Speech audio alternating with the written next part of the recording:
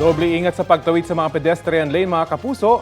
Sa Taguig, nahuli kamang pagbundol ng isang SUV sa babaeng tumatawid sa pedestrian crossing.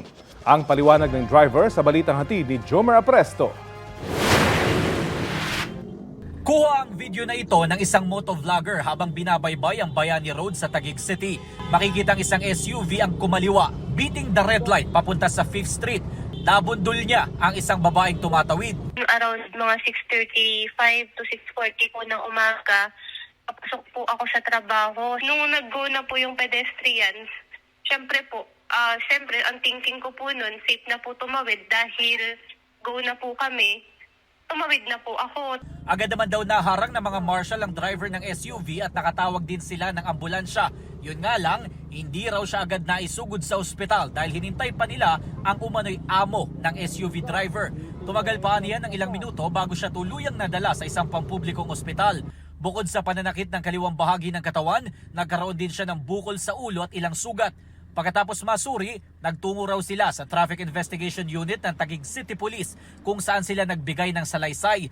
Meron daw pinapirmahan sa kanya.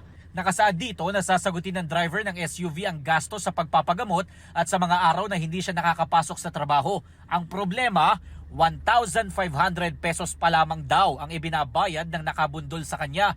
Hindi niya rin daw aakalain na ito na pala ang full settlement at hindi na siya makakapagsampa ng reklamo laban sa driver. Hindi namin natanto na yung pinapasulat na po pala sa amin ay settlement po pala or areglo na.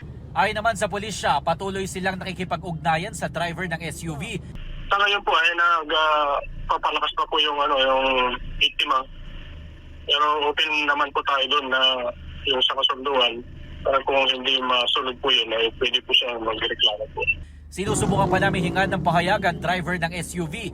Base sa kanyang salaysay sa mga pulis, naalangan na raw siya sa gitna ng kalsada kaya pinilit na niyang ituloy ang pagkaliwa. Jomer Apresto nagbabalita para sa GMA Integrated News.